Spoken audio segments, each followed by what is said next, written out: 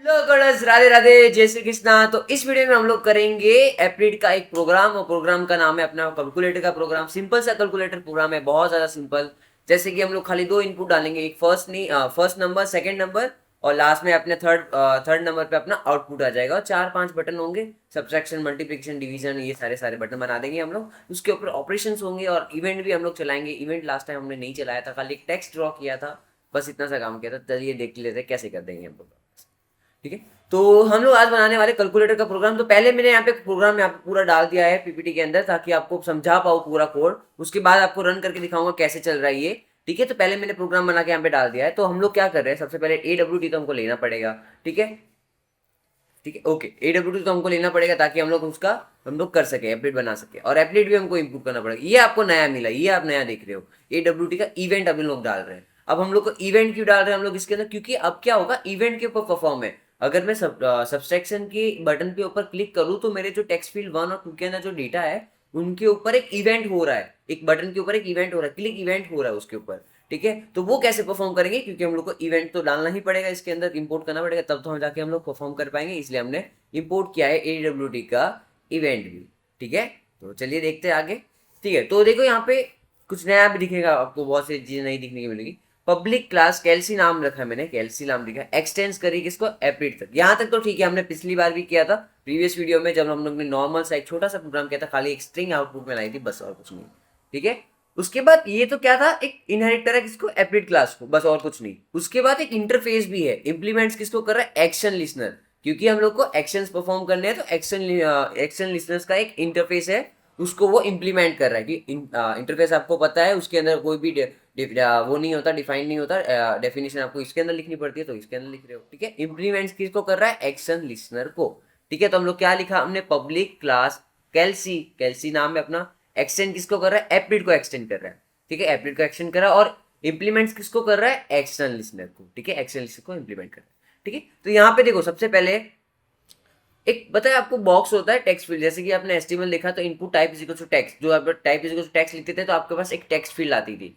अब जावा के अंदर वो टेक्स्ट फील्ड एप्रिड के अंदर कैसे ला सकते हो आप लोग, ये लिख के टेक्स्ट फील्ड ऑब्जेक्ट बनाना पड़ता है। Text field T1 is equal to new text field, और यहाँ पे आप वैल्यू दे दोगे कितने कैरेक्टर्स आने चाहिए उसके अंदर, 10 आने चाहिए, 20 आने चाहिए, 30 आने चाहिए, आपकी मर्जी। ठीक है, यहाँ पे बाय डिफॉल्ट सब में मैंने 10 लिख दिया है कि 10 कैरेक्टर्स आ जाए ऐसा। ठीक है, तो मैंने 10 कैरेक्टर ले लिया सबके अंदर।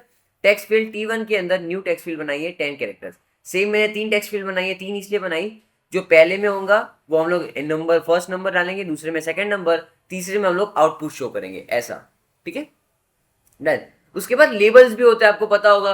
अगर आपने एचटीएमएल देखा है, तो उसके अंदर जब आप लोग input type is to text करते तो उसके पहले आपका एक लेबल भी होता था कि नेम, लेबल नेम। उसके बाद टाइप इज टू टेक्स्ट डाला आपने, तो उसके अंदर आप लोग नेम इनपुट करते थे। सेम इसके अंदर भी हम लोग लेबल शो करेंगे। लेबल बनाने के लिए भी आपके पास सिंपल सा है, देखो, लेबल लेबल करना है तो लेबल, जैसे नाम से सब समझ में आ रहा है। लेबल करना तो लेबल बना दो, लेबल L1 न्यू लेबल। उसके अंदर आप नाम लिख दो, लेबल का नाम क्या होना चाहिए, तो यहाँ पे लिखा फर्स्ट नंबर, दूसरे लेवल में लिखा सेकंड नंबर, तीसरे लेवल में लिखा है आउटपुट, क्योंकि तीसरे में हमको क्या चाहिए, आउटपुट चाहिए। ठीक है, ओके, डन हो गया। देखो L1 L2 L3 डन है, फर्स्ट नंबर, सेकंड नंबर और आउटपुट। अब हमको क्या करना है, एक्शंस परफॉर्म करना है। एक्शंस परफॉर्म करने के लिए कुछ हमको क्या चाहिए, बटन्स चाहिए। तो बटन बनाने के लिए इसमें ऐसा होता है, बटन लिखेंगे हम लोग, उसके बाद V1 न्यू बटन। अब एक मेरे को बनाना है ऐड का, एक बनाना है मेरे को सब्सट्रैक्शन का, एक बनाना है मेरे को मल्टीप्लीकेशन का, एक बनाना है मेरे को डिवीजन का। 4 बटन बनाए। ठीक है, हमने 4 बटन बनाए, चारों के हमने अपने ऑब्जेक्ट बना दिए। ठीक है, चारों के चारों हो गए। यहाँ पे देखो स्टार्ट हो रहा है प्रोग्राम, कर्ली ब्रैकेट यहाँ पे ओपन हो रहा है, यहाँ पे क्लोज नहीं हो रहा, और डायरेक्ट अपना इनिशियलाइजेशन वाला मेथड हमने ओवरराइड करना स्टार्ट कर दिया। ठीक है, तो इनिशियलाइज हम लोग कर रहे हैं स्टार्टिंग। अभी यहाँ पे पब्लिक वॉइड इनिशियलाइज आपने दिखाई था, हमने एप्लेट की प्रोग्रामिंग में इनिशियलाइज कर सकते हैं। ठीक है, इनिशियलाइज कर रहे हैं हम लोग अभी। तो देखो यहाँ पे हमने क्या किया, एक मेथड चलाया है, तो ये आप चला लेना, हर बार चला ही लेना। ठीक है, सेट लेआउट, लेआउट जो अपना है, अपना जो लेआउट आएगा, UI आएगा, न्यू फ्लो लेआउट। ठीक है, ये आप जब डालोगे set layout new flow layout, तब क्या होगा, जो आपको जो लेआउट होगा वो एक जैसे कि एक बॉक्स के अंदर ही आएगा, बाहर नहीं जाने की कोशिश करेगा। ठीक है, वो लेआउट के अगर आप हाइट विथ कम डाल दोगे तो वो एडजस्टमेंट करेगा ऐसा। ठीक है, उसके बाद आपने डाला है, इसके बाद आप ऐड फंक्शन चलाओगे। कि हमने सबसे पहले किया ऐड देखो एकदम सीरीज वाइज हमने ऐड किया, क्योंकि इसके अंदर हम लोग बार बार आगे पीछे नहीं कर सकते, तो हम लोग इन्होंने सीरीज वाइज ही ऐड किया। सबसे पहले लेबल 1 आना चाहिए, फर्स्ट नेम, ठीक है। फर्स्ट नेम लेवल 1 तो क्या लिया मैंने L1, फिर मैंने ऐड किया है T1, T1 क्यों ऐड किया, फर्स्ट नेम के अंदर फर्स्ट टेक्स्ट आना चाहिए T1, ठीक है। तो T1 ऐड किया, फिर L2 T2 L3 T3, तो 3 लेबल आ जाएंगी, 3 टेक्स्ट फील्ड्स आ जाएंगी। लेबल इस साइड, टेक्स्ट फील्ड इस साइड, या फिर एक लाइन में भी आता है बाय डिफॉल्ट, आपको जैसा चाहो वैसे कर सकते हो, ठीक है। उसके बाद बटन ऐड किया है ऐड B1, फिर B1 डॉट, यहाँ पे देखो फंक्शन है, यहाँ पे मेथड है, यहाँ पे ये क्या है, B1 dot add action listener. अभी एक्शन लिसन करेगा, B1 के ऊपर जब क्लिक होगा तो एक्शन लिसन करेगा, कौन सा इसके ऊपर एक्शन हुआ है कि नहीं, तो एक्शन लिसनर जब है ना करेगा। दिस लगाया है, दिस कीवर्ड किस लिए यूज होता है, इंस्टेंस वेरिएबल के लिए, इंस्टेंस वेरिएबल के लिए, तो इंस्टेंस वेरिएबल है इंस्टेंस ऑब्जेक्ट के लिए, ठीक है। तो यहाँ पे आ गया B1 किसके, B1 के ऊपर एड एक्शन लिसनर चालू हुआ है, ये रहा B1, ये पड़ा अपना, तो हाँ, तो इसके ऊपर मैंने क्लिक किया था, तो ये इसको लिसन करेगा एक्शन को, क्या क्या करना है आगे, ठीक है। ओके, अब सेम वैसे ही हमने B1 भी डाल, B2 भी डाल दिया, ठीक है, ऐड B2, बटन 2 भी डाल दिया, बटन 3 भी डाल दिया, बटन 4 भी डाल दिया, चारों के चारों बटन हमने डाल दिए, ठीक है। तो यहाँ तक आपको समझ में आ गया, वापस नहीं समझ में आया तो वापस बता देता हूँ, हमने कुछ नहीं किया है, हमने एक एप्लेट की क्लास को एक्सटेंड किया है, एक एक्शन लिसनर को हमने इम्प्लीमेंट किया है, क्योंकि हमको एक्शन परफॉर्म करवाना है, हम लोग कैलकुलेटर बना रहे हैं, तो प्लस माइनस डिवीजन तो होना ही चाहिए, एक्शन होंगे उसके ऊपर। टेक्स्ट फील्ड डाले 3 हमने लेबल डाले, 4 हमने बटन डाले, ठीक है, 4 ऑपरेशन होंगे उसके, ठीक है। अब ये, अब देखो अपना एक्शन परफॉर्म, ये लॉजिकल सेक्शन, ये मेन सेक्शन है, ठीक है, ये लॉजिकल है, तो ये देख ही लो, अच्छे से समझ लो ये क्या है।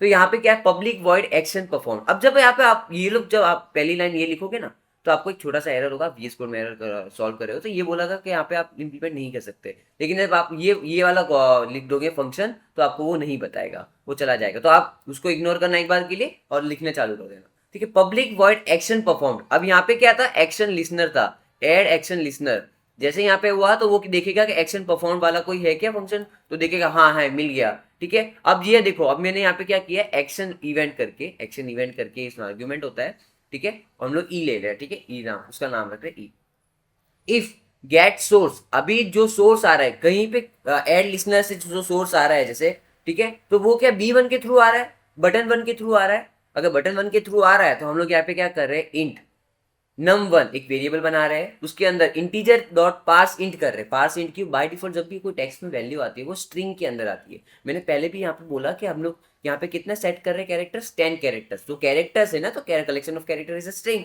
तो वो स्ट्रिंग के अंदर आती है, तो हम लोग उसको क्या कर रहे हैं, अभी इंटीजर के अंदर हम लोग कन्वर्ट कर रहे हैं, उसके अंदर जो टेक्स्ट होगा वो इंटीजर के अंदर चला जाएगा, ठीक है, नंबर ही लिखेंगे हम लोग, कुछ दूसरा नहीं लिखेंगे, ठीक है।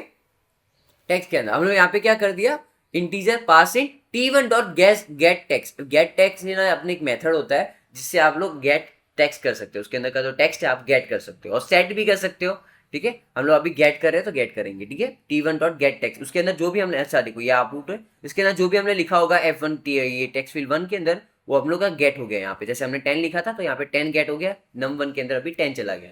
इंट num2, अब num2 के अंदर हम लोग क्या डाल रहे हैं, डॉट पार्स इन T2 डॉट गेट टेक्स्ट। यहाँ पे जो सेकंड नंबर पे आएगा वो हम लोग यहाँ पे कहाँ पे चला जाएगा, num2 के अंदर चला जाएगा, ठीक है, num2 के अंदर चला जाएगा। अब देखो T3 डॉट सेट टेक्स्ट, अभी तो हम लोग गेट कर रहे थे, अभी सेट टेक्स्ट कर रहे हैं, अभी सेट कर रहे हैं टेक्स्ट को, ठीक है।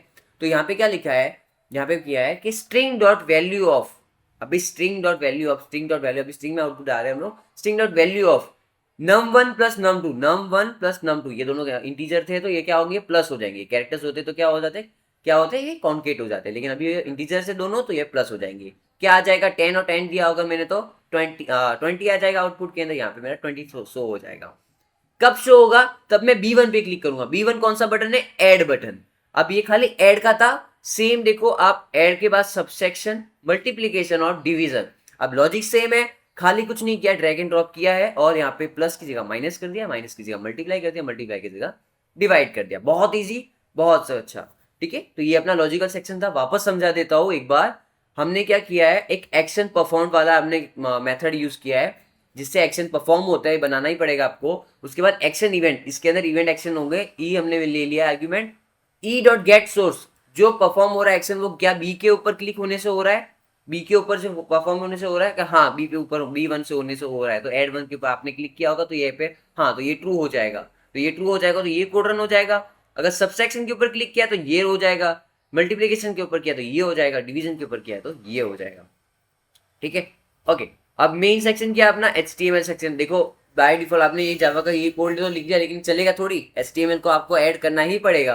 तो हमने क्या किया, एक HTML बनाया नॉर्मल सा, ठीक है। यहाँ पे मैंने टाइटल में दे दिया एप्लीड कैलकुलेटर। उसके बाद हमने एप्लीड टैग का यूज किया, सबसे मेन तो यही है। उसके बाद दूसरा कुछ लिखो या ना लिखो, ठीक है। एप्लीड कैलकुलेटर का यूज किया, कोड लिखा सेम, जो इसको हम लोग जब कंपाइल करेंगे ना, ये जो पूरा जावा का कोड है, इसको जब हम लोग कंपाइल करेंगे ना, उसके बाद अपने पास एक फाइल आएगी कैल्सी डॉट क्लास। फाइल का जो नाम होगा उसी के नाम आएगी कैल्सी डॉट क्लास। तो आपको कैल्सी डॉट क्लास लिखना है, जावा नहीं लिखना है, कंपाइल्ड वाली फाइल डालनी है, ठीक है। कंपाइल वाली फाइल यहाँ पे डालनी है, कंपाइल करने के बाद जो आती है फाइल वो डालनी है। उसके बाद देखो हमने क्या सेट किया, विथ सेट किए 200, हाइट सेट किए 200, ठीक है। हाइट और विथ क्या दे दिया हमने 200, तो क्या आ जाएगा, वो स्क्वायर हो जाएगा। पे मैं 900 कर देता तो वो लंबा लंबा आ जाता, सब एक लाइन में आ जाता, वो भी करके देख लेंगे, ठीक है। ओके, तो यहाँ पे एप्लीड को बंद कर दिया है, बॉडी बंद कर दिया, HTML बंद कर दिया, ठीक है। समझ में आ गया कोड। अब चलो हम लोग इसको देख लेते हैं। ये पहला करोड़ बड़ा, हम ये यहाँ पे जाते हैं, ये रहा, ओके, बड़ा कर देते हैं। ओके, देखो यहाँ पे मैंने कंपाइल करके रखी थी। ओके, ये देखो सेम पूरा का पूरा वही कोड है, आपको कोई मैंने यहीं लिख के वहां पे मैंने पीपीटी बनाई, पहले यहाँ पे किया, उसके बाद यहाँ पे पीपीटी बनाई, ठीक है। तो फटाफट देख लो वापस। यहाँ पे मैंने क्या बोला कि आप जब ये नहीं, मैंने एक बार ये भी बोला था कि आप जब ये प्रोग्राम लिखोगे तो यहाँ पे एक एरर आएगा। क्यों एरर आएगा, जब आप लोग ये पहले नहीं बना, ये आप नहीं लिखते, तो उससे आप परेशान मत होना भाई, ठीक है। ये देखो मैं एक बार इसको कमेंट करूँ तो यहाँ पे देखो एक एरर आता है। आप बाय डिफॉल्ट तो डायरेक्ट तो वो लिखोगे नहीं एक्सएम परफॉर्म, तो आपको लगेगा कि कुछ तो हो रहा है, कुछ तो हो रहा है, कुछ नहीं हो रहा है, यहाँ पे चलता है यहाँ पे, ठीक है। कमांड एंड कर दो, कोड पूरा लिख लो, उसके बाद देखना। ओके, हो गया। Same text field 3, label 3, 4 button, उसके बाद इनिशियलाइज किया, सबको ऐड किया अपने हिसाब से, मैंने डाल दिया, ठीक है। लॉजिकल सेक्शन भी डाल दिया। अब इसको हम लोग करेंगे कंपाइल, वापस कर देते हैं टर्मिनल पे जाके, न्यू फाइल पे जाके एक काम करते हैं, मैंने डॉट क्लास वाली जो फाइल है एक बार के लिए इसको डिलीट कर देता हूँ, ताकि आपको पता चले कि बन रही है, ठीक है। कंपाइलर पे गए, जावा सी लिखा, जावा सी, और मेरा फाइल का नाम है कैल्सी, कैल्सी डॉट जावा, डन। कैल्सी डॉट जावा लिखा। देखो वार्निंग आई क्योंकि ये एप्लीड जो है वो हट चुका है यहाँ से, ठीक है, लेकिन कोई बात नहीं, हम लोग वार्निंग आए तो कोई बात नहीं, ठीक है। फिर इंडेक्स डॉट HTML पे गए, एक देखो HTML बनाया पड़ा है, उसके ऊपर एप्लीड टैग है, कोड डाला हमने, एप्लीड टैग मेन अपना ये है, कोड डाला आपने, कोड क्या है, class dot sorry कैल्सी dot class, जो अपना जो ये आया है अपने पास कंपाइल वाली फाइल, जब हमने इसको कंपाइल किया तो डॉट क्लास वाली वो वाली फाइल हमको डालनी है, ठीक है। डॉट क्लास डाली, वेट कितनी डाली 200, हाइट कितनी डाली 200, तो ये क्या आ जाएगा, स्क्वायर में आ जाएगा। लेट्स सी, अभी हम लोग यहाँ पे जाएंगे, ओपन सर्वर नहीं हो, क्या बोलते हैं, लाइव सर्वर आपने डाउनलोड नहीं किया तो एक्सटेंशन पे जाके लाइव सर्वर लिख लो, उसके बाद नीचे लाइव सर्वर का ऑप्शन आ जाएगा, क्लिक कर देना, ये हो गया लाइव सर्वर ओपन, ठीक है। लाइव सर्वर ओपन हो गया। अब देखो मैंने क्या बोला था, अगर आप लोग नया जावा यूज कर रहे हो, ठीक है, नया जो जावा का वर्जन है वो यूज कर रहे हो, तो आपको अभी बेसिकली आज बहुत सारी जावा की वर्जन जो है पुराने हो चुके, एप्लीड भी नहीं चल रहा, तो आप क्या करना है, एक्सटेंशन डाउनलोड करना। इसका एक्सटेंशन का लिंक मैं आपको दे दूंगा डिस्क्रिप्शन में, लिंक से डाउनलोड कर लेना फटाफट, ये एक्सटेंशन खाली ऐड कर देना और कुछ नहीं। और उसको जब आप वेब पे रन करोगे तो खाली उसके ऊपर एक बार क्लिक कर देना, हो जाएगा रन, ये आ गया आपका आउटपुट, देख लो वापस, ठीक है। ओके, कह रहा है फर्स्ट नंबर, ये ले भाई, कह रहा है सेकंड नंबर, ये ले भाई। अब ये तो हमने सेट टेक्स्ट किया था, अभी यहाँ पे नंबर डालेंगे नहीं, यहाँ पे सेट करेंगे। 10 प्लस 20 कितना होता है, 30 होता है।